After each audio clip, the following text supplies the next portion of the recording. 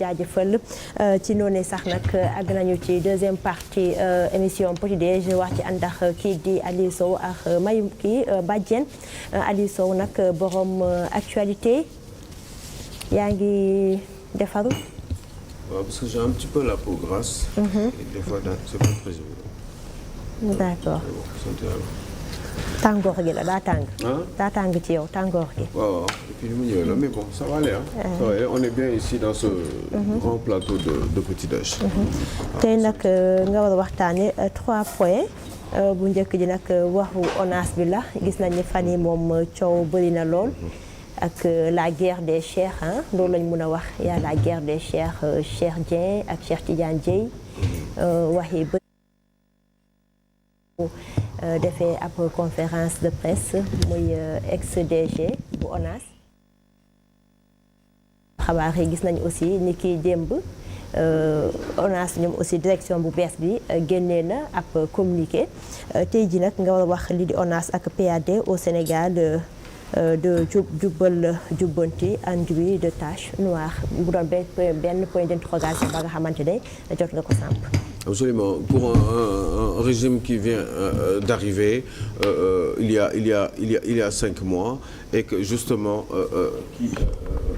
en ce moment crée beaucoup de polémiques par rapport à justement ñaari structure nationale yoo xam ne dañu nekk ci tutelu ay ministères benn bi c'est le justement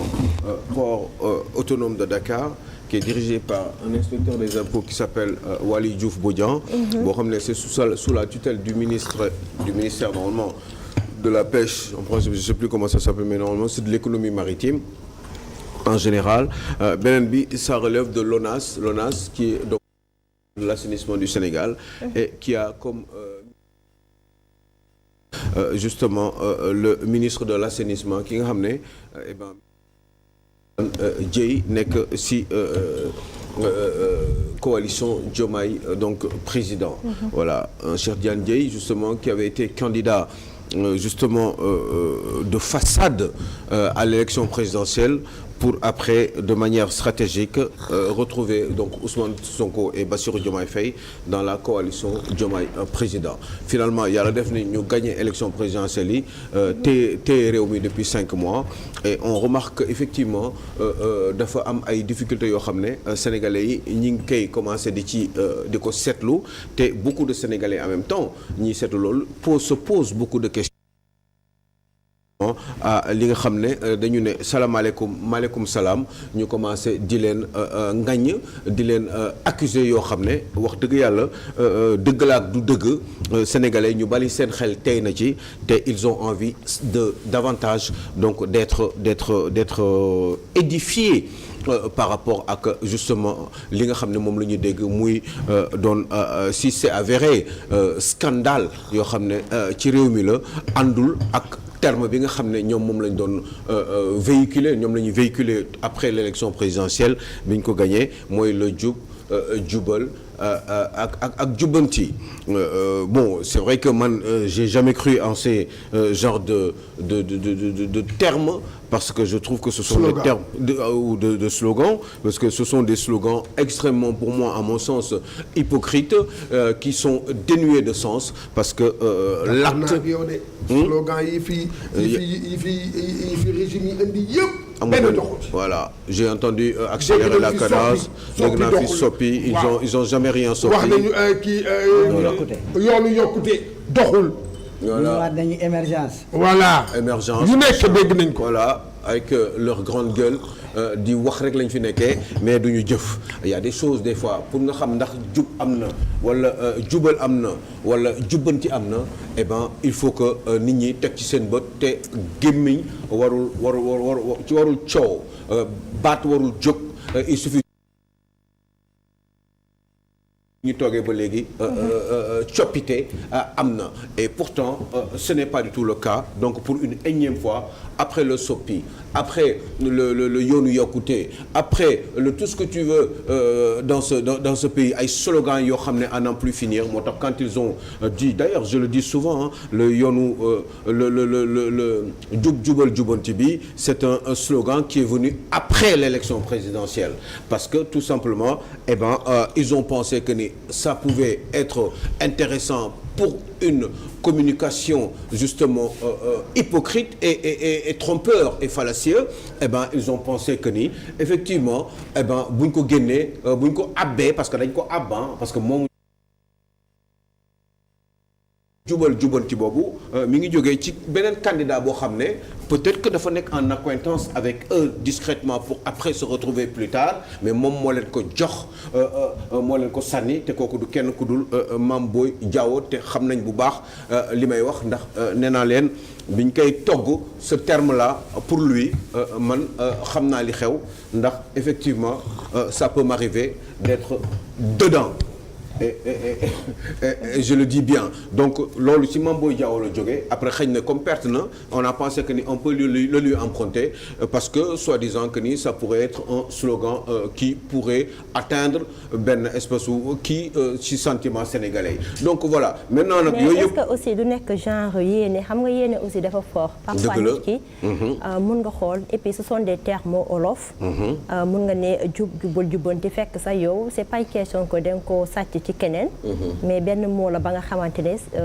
nga yaakaar ne boo ko tegee dana baax et puis vu que ñoom rupture la ñu woote aussi peut-être dañu ne pourquoi pas dañu ne jubal jubanti parce que boo nee rupture moom il faut que ñu jubal askan wi mun a tegu ci yoon bien vrai que jubal jubanti moom dana doon lu diis parce que ñenn ñi boo leen bëggee jubal Cheikh Tidiane duñ ko nangu il faut que nga defante ak ñoom peut-être aussi tey boo gisee coow li bëri loolu yëpp aussi bokk na ci parce que réew su fekkee ne dafa bëri ay jublan bëri ñi nga xamante ne dañuy doxal naka su dul noonu ay yenn lobby lañ am ak seeni marché yu noir tey yow boo ne da nga bëgg a teg loolu ci raay bi dina am ñi nga xamante ne dinañ la xeex selon leur manière pour da nga may poser question wala da ngay dérouler non waat bàyyi ñëw après maanaam pour yàq xelu aussi askan wi pour ñenn ñi yaakaar ni ñii lu ñuy woote amut est-ce que loolu du aspect boobu tamit du poser problème donc finalement lan mooy question bi exactement maanaam tey bu ñu nee jubal jubanti bi ñu woote ñoom ñi gis ne tey ñoom rupture lañ oote bu ñu ootee rupture faw ñu ne jubal jubanti pour rupture ba nga xam te moom lañ bëgg a woote mu am mais bu ñu gisee coow li bëri maanaam ñoom depuis le 2 avril gis nañu ñenn ñi commencé di dal ci seen kaw depuis le 2 avril mooy jour ba nga xamante ni moom le président Bassirou Diomaye Diakhar Faye bi mu defee prestation de serment tey jii bu ñu gisee ni ñenn ñi di wax ci ñoom tout le temps di yaakaar ni peut-être terme bi dañ ko utiliser juste rek pour tuur lëndëm askan bi est-ce que du aussi benn xalaat ba nga xam c'est quoi. xam nga wax naa la jubanti fu mu jógee wax naa la. nii loolu c'est un slogan bu ñëw après élection présidentielle yi du loo xam ne dafa bokkoon ci programme de campagne électorale boo xam ne dañu ne jubal jubanti loolu xam nga wax naa ko apparemment donc bi ma waxee loolu ba pare c'était pour dire que ni loolu après l'élection présidentielle lañ ko emprunté loolu bokkul woon ci projet entre guillemets bu ñu mën a firndeel tuddee ko le yoonu yokkute bi nga xam ne sax Macky Sall waxoon na ko au départ ne man suñu programme yoonu yokku la tudd yoonu yokkute même bu fekkee ne ñoom bi ñu gañee élection yi sax dañu jël yoonu yokkute tegee ko na le indi un plan Sénégal émergent yaa ngi dégg mais bii nii dafa ñëw sax tur bi dafa ñëw après te wax naa la kan fan lañ ko jëlee ak kan moo leen ko jox ak nu mu demee xëy na nag dafa rafet ñu wax ko parce que ci sentiment sénégalais yi mun na doon loo xam ne xëy na xel mun na ko nangu théoriquement ci sénégalais yi sauf que le jubal jubanti il faut le mettre il faut l'amener au concret. est-ce que jubal jubanti tey jii nii au travers li fi jot a xew ci juróomi weer yi matagu ko ñeenti weer boobu jubal jubanti boobu ànd na ak li fi jot a xew ci ñeenti weer yi nga xam ne moom mooy début de mandat wu Bassirou Diomaye Faye loolu laa laajte léegi nag man des fois je me pose des questions par rapport à ça parce que je me dis que ni ça peut poser un problème et puis ça peut mettre en doute justement le terme là bi nga xam ne dañ ko emprunté feneen te peut-être ki koy emprunté gëmu ko sax daf ko def rek parce que politique la ay slogan politique la pour tour lëndëm sénégalais yi la preuve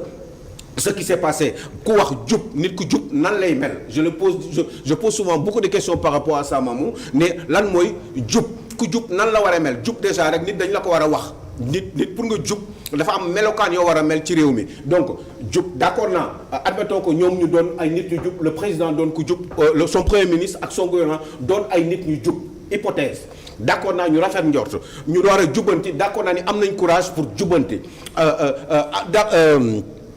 jubal d'accord naa ni ñu bëgg a jubal ñu am ay intention pour jubal d'accord naa ñu jóg pour jubanti poser des actes je suis d'accord sur le principe mais tey boo xoolee ñaari exemple ci ñeenti weer yi nga xam ne moom moo fi am ñaari mbir yoo xam ne daf fi xew lan ngay wax pour le cas du port autonome de Dakar parce que lii dafa gudd mënoon nañu ci wax ba 2 heures de temps mais comme temps bi dafa gàtt damay obligé di joxe ñetti exemple rek pour wax leen ndax loolu am na link ak le mot jub ou le slogan jubal ak jubante admettons par exemple ce qui se passe au niveau du port autonome de Dakar voilà marché audit boo xam ne dañ ko jox une agence boo xam ne agence d'expertise boo xam ne kii jiite agence boobu c'est un directeur au niveau du port autonome de Dakar ana conflit d'intérêt bi te loolu benn exemple laa la wax ci loolu waxuma la nombre de personnes yu ñuy wàccee loolu est-ce que man li may wax lu leer la est-ce que loolu méngoo na ak la jubal jubanti de loolu benn la loolu kaawu port bi ma jox la benn exemple parce que je ne peux pas rentrer dans les détails mënoon naa la jox 36 000 des exemples comme ça dans ce pays là mais kii bi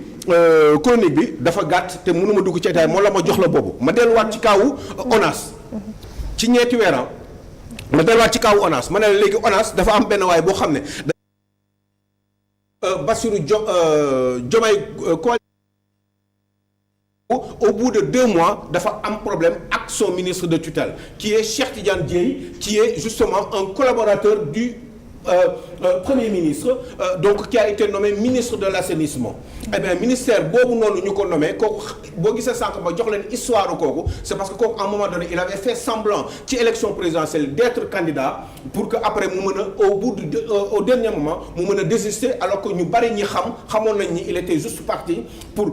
des raisons stratégiques mais que après dafa nar a désister pour des raisons encore une fois purement politico-stratégiques mais loolu leneen la pour wane ne le type de rapport qu'il a avec justement le patron du PASTEF qui est Ousmane Sonko de surcroît ñoom ñaar ñëpp waa Casamance la ñu te damay wax dara waxuma nag damay xalaat rek sama xel lu nekk lay ñëw sentiment régionaliste warul am ci loolu sama xel nag moo ci ñëw waxuma loolu la dama xalaat kese léegi bu weesoo loolu qui était qui avait la tutelle de l'ONAS parce que mooy le ministre te ONAS ki koy jiite Cheikh Dieng la te Cheikh Dieng man xaw ma Cheikh Dieng mus naa dajeeg moom jabaram benn yoon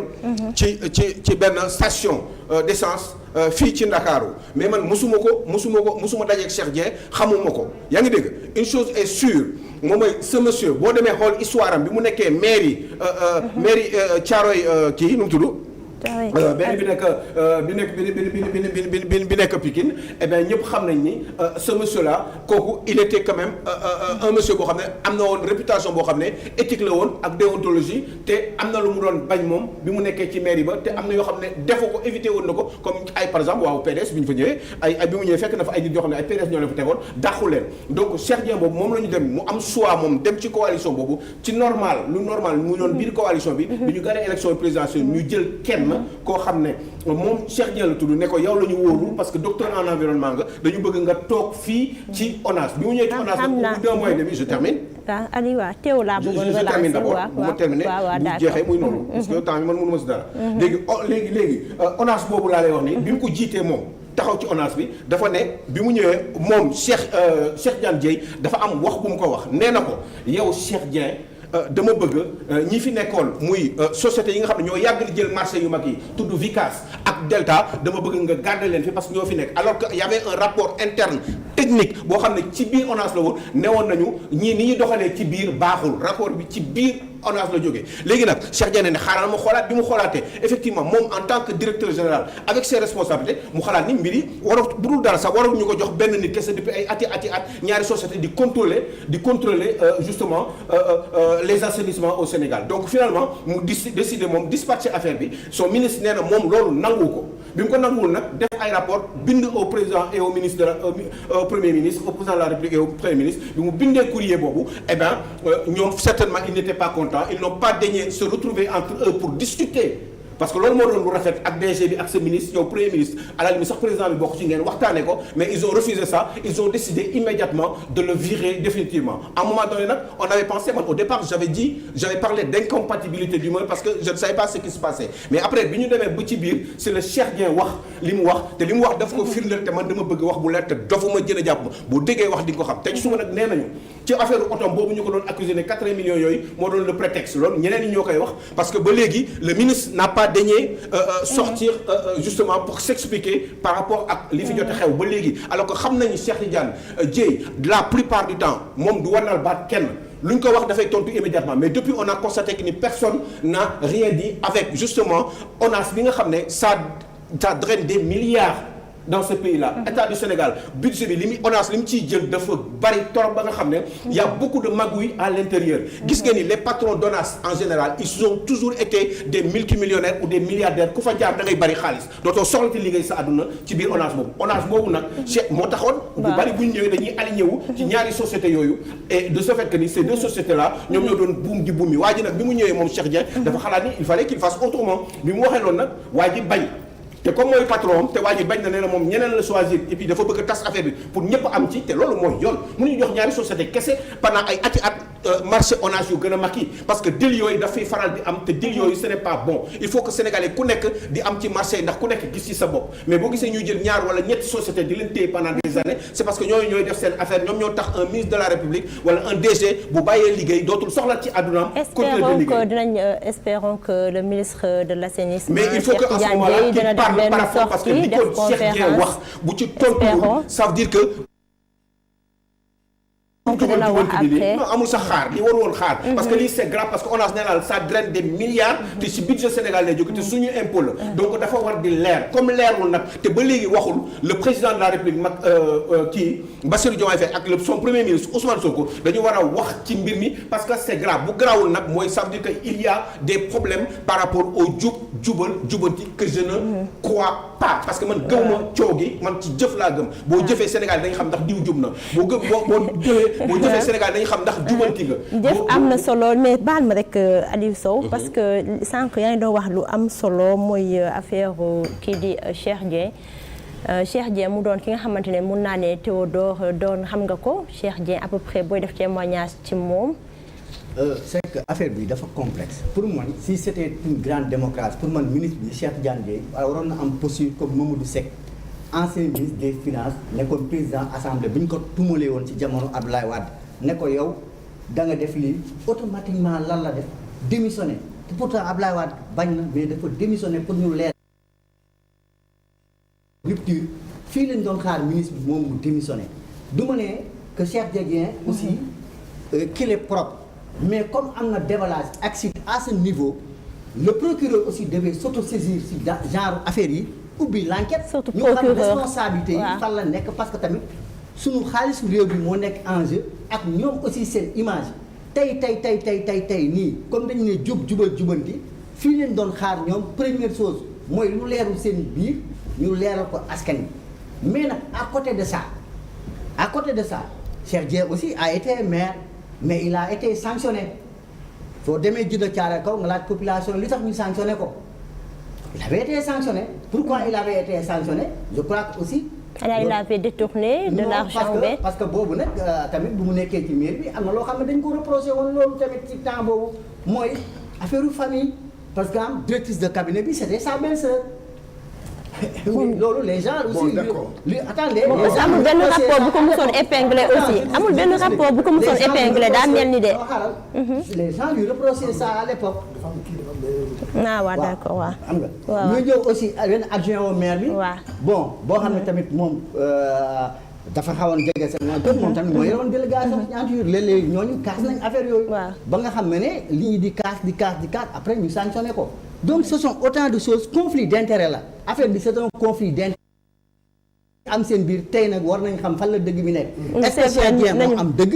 mais tey nag justice fii la waroon ubbi enquête. ñu xam affaire yi fan la nekk fan la dëgg bi nekk. loolu bëgg xam am na solo la guerre des chefs faw nag procureur saisir mbir mi nag ngir ñu daal di xam réellement c'est quoi le problème. est-ce que dañ ko mos a reprocher mu sàcc man xaw ma ko waaye est-ce que dañ ko reprocher mu def détournement de deniers publics wala mu joxe ay marché nébuleux je crois que ne li ma fi jot a dégg ci parce que man xamuma ko li teew wax laa jàpp. li ma jot a dégg mooy dafa jëloon sa belle-sœur def ko directeur de cabinet directrice de cabinet. xam nga benn rapport bu ko mosoon épinglé de loolu en politique c'est tout à fait logique parce que Ousmane qui est son chef de cabinet yaa ngi dégg te ça ne l'empêche pas d'être honnête ça ne veut absolument rien dire ci nga fonk ngay teg sa wet pour mu liggéey donc bu fekkee ne loolu kese la man j'en tiendrai pas compte ce que je voudrais qu'on me dise est-ce que Cheikh Dieng mos nañu ko jàpp ci ay détournement wala ci leneen loolu rek laa bëggoon wax mu doon point bu am solo donc faw nag procureur saisir mbir mi nag ñu daal di xam waaw Cheikh Tidiane. waaw non c'est que parce que temps bi kon ñu daal di dem ci deuxième point bi vu que temps bi daf ñuy xoj ñu daal di wax ci le couple Diomaye est-il une alternative crédible pour su boo gisee may laajte loolu c'est parce que coow yi ma gis nii yëpp c'est dans la même veine coow yi ma gis nii yëpp moo tax ma ne mais est-ce que wax dëgg yàlla parce que boo gisee may laaj ndax alternative crédible lañ c'est par rapport ak ce qui s'était passé pendant qu'ils étaient dans l'opposition les promesses qu'ils avaient faites aux Sénégalais qui leur ont fait confiance à 54%. parce que nit fii Sénégal léegi dañuy yeewu dootul Sénégal il y a 40 ans 50 ans nit dafa am looy falee nit di nga fal nit rek parce que dafa wax benn baat. di nga wax fal nit rek nee na am na koo xam ne moom dafa gëm ni homosexualité dañ ko war a kii criminaliser. moom li si des yoonam nekku ci moom homosexualité bi moom moo tax mu fal la mu dem jël kàttam voté la da nga si keneen koo xam ne nee na moom bëggul lu xaraam ba ni de toute façon fonds politique yi gars yi di lekk di si def lu ko neex président bi di ko def lu ko neex di yaataa yumbee fonds politique yooyu non seulement président bi amul droit def ko mais dafa xaraam ñoom man su ma ñëwee dama koy dindi fonds politique yooyu parce que dafa xaraam kooku mun a jël kartam mu dem voter sénégalais kooku wax loolu parce que loolu li si des yëpp homosexualité loolu yëpp nekk ci moom fonds politique boobu mu ne dafa xaraam moom moo ko intéressé da nga gis keneen koo xam ne ñëw nee na léegi appel à candidature la ñuy def ci façon recrutement yi parce que joxe ay exemple ci Côte d'Ivoire même à la direction générale des impôts en Côte d'Ivoire où effectivement c'est un appel à candidature qui avait été fait pour réew mi ak yeneen détails yoo xam ne joxe woon na ko gëmoon ni appel à candidature mooy lijjanti affaire bi kooku bi mu ñëwee respecté wul sa parole kooku il va être déçu alors que ki nga xam ne daf ko votel gëmul affaire homosexualité parce que yoonam nekku ci gëmul affaire ay xaraam ak ñàkk xaraam moom égalité de traitement chez les populations la li nga mérité ñu jox la ko donc appel à candidature moom gis na ni loolu crédible la mu jël carte mu votel nit ki yooyu noonu moom bi mu ñëwee ñooñu dañu bàyyi Sénégal te ñooñu quand ils ont réussi à arriver au pouvoir et bien ñooñu buy ñëwee ils sont déçus parce que tout simplement ils se rendent compte que ni ñii li ñu waxoon defuñu ko day mel ni nit wax la dara après sa yaakaar tas ci moom fekk ni yow jox nga ko sa xol ba pare après vous êtes déçus parce que li da nga gëmoon ni kii nii li mu wax ni bés bu amee dina changer réew mi et pourtant quand il est arrivé il n'a pas respecté à sa parole moo tax loolu mooy tax ma dellu si waat ne la est-ce que le couple Diomaye ak parce que tout simplement lu crédible nit bu crédible mooy koo xam ne dafay wax dara mu respecté ko dama ne man damay génn conseil supérieur de la magistrature man dama d'accord ni président de la république dafa war a toog conseil supérieur de la magistrature te expliqué naa ko avec des rôles honorifiques yaa ngi dégg en cas de problème comme mooy l'arbitre du pays président mooy arbitre du pays président de la république boobu bu problème amee ci réew mi muy ci niveau parlement muy ci niveau parlement mooy assemblée nationale muy ci niveau justice bi dafa war a intervenir pour rééquilibrer les choses parce que moom la ñu jiital te c'est lui qu'on appelle le père de la nation donc kooku ni mu war a defee loolu la war a dem ci conseil supérieur de la nation supérieur de la magistrature di ci bàyyi xel pour bu problème amee entre magistrats yi mu mën leen jubbante foofu jubbante dina fa am sens waaye nag bu fekkee ni dafa nar a nekk nga nekk président nga nekk opposant nga taxaw nga yuuxu nga ne man d'accorduma ni conseil supérieur de la magistrature président dafa war nekk parce que président bu fa nekkee moom moo wax loolu de surtout Ousmane Sonko mu ne man su président de la république bu jiitee conseil supérieur de la magistrature justice mënul am ci réew kon ñun bu ñu ñëwee dañ koy dindi ndax justice mën a am ci réew kon wax dëgg yàlla bu fekkee man bu ko deful bu fa génnee dama koy critiquer kon parce que dama bëgg mu nekk jamono ji ñëpp waaye dama ñoo ne xaar promesse nit boo ko defee nga koy wax ak sénégalais dafa war a nekk sa aqulaay taala mu wóor la ni ci li ngay wax ni loolu la nga ñëw respecté ko même bu ñu la si critiquer sax nga def ko parce que loolu nga gëm te loolu bokk na ci li tax ñu fal la donc man c'est le fait qu'ils se dédisent qu'ils disent des choses et qu'ils se dédisent il y a beaucoup de sénégalais dont man qui ne supportent pas ça parce que man bu ma waxee dara dee rek laa ciy def bu ma ci jógee rek mooy leneen loo xam ne moom moo gën a raw dee parce que gàccee raw dee ndax dee mu nga dee dem àjjana waaye nga dund ci àdduna di am gàcce ñu lay koy xoolee chaque jour kooku yàlla na si yàlla musal donc loolu forcément daf may poser un problème donc bu ma leen gisee nii à chaque fois je pense aux promesses qu'ils avaient faites et aujourd'hui ils me regardent les yeux dans les yeux ils continuent à s'en foutre complètement parce que en réalité ils en ont rien à cirer de leurs promesses précédentes pendant qu'ils étaient dans le et ça doit définitivement se terminer et que ce pays là loo fi waxati na doon lu la wóor wala bu fekkee ni da ngaa juum nga ñëw taxawaat honnêtement ci sénégalais yi jàkkaarloog ñoom wax leen dëgg ne leen man damaa juum te juum rek laa def parce que nit kese la boo gisee ma xalaatee woon nii lii ak lii moo taxoon ngeen communiquer ci mais surtout revenez pour communiquer sur ce qui a été dit par Cheikh Tidiane Dièye parce que Cheikh Tidiane Dièye doit parler parce que s'il ne parle pas et que vous ne dites rien ça veut dire que vous êtes complice te yow nag Ousmane Sonko ak Cheikh Tidiane Dièye am ngeen ay relation te li xewoon Yewwi Askan Wi ñëpp xamoon nañ ko ci biir Cheikh Tidiane Dièye yow Déthié Fall yaa ngi may dégg yow Habib Sy bi bokk ci ñoom yaa ngi may dégg par rapport au rôle exécrable que ce monsieur avait au niveau de Yewwi Askan Wi te li may wax nag du waxu kasaw ndax man du ma wax lu amul léegi ñoom ñëpp dégg nañ la Aliou Sow voilà yal nañu yàlla sàmm nag yàlla suturaan ñu continuer di wax dëgg ci réew mi parce que ñun loolu rek moo ñu tax a jóg fu ñu juumee nag fii la ñuy dellu si waat ne dañoo juum ndax ñun loolu wàññiwuñu dara ndax fii yàlla kese fi nekk te ay nit lañu on a des limites yàlla na jàmm yàgg fii ci Sénégal Aliou Sow Cheikh Diane Gomis nee na ma dóor frein comme danaa dóor frein ndax fi sama yaram gën a tàngee foofu lañ may arrêté moo tax il faut ñuy wax pendant une heure de temps ci réew mi ndax li ñu war a wax dafa bari Cheikh Diane Gomis yàlla nga fi yàgg tëwee rubrique people moo ñuy xaar vraiment noonu la rek bon espérons que la guerre des chers dinañ ci pare ba tourner page bi mais aussi la nga xam te moom mooy le couple Diomaye est-il une alternative crédible pour un Sénégal d'après 2024 boobu peut-être après quelques mois dinañ xam peut-être dina teelloo ñu def ab jugement jëmale ko ci seen anam ba nga xamante ne moom la ñuy gouverner réew mi daa demandé patience bu ndaw quand même sénégalais aussi troisième point bi nag dire la vérité aux Sénégalais. dire la vérité aux Sénégalais waaw loolu xam naa demain. la vérité et le mensonge au Sénégal autrement dit ce sera pour demain inchallah. waaw demain di nga ko faram fàcce bu ci kattanu yàlla waaw yàlla sàmm. merci beaucoup Aliou Sow ci rubrique actualité people léegi lay doon.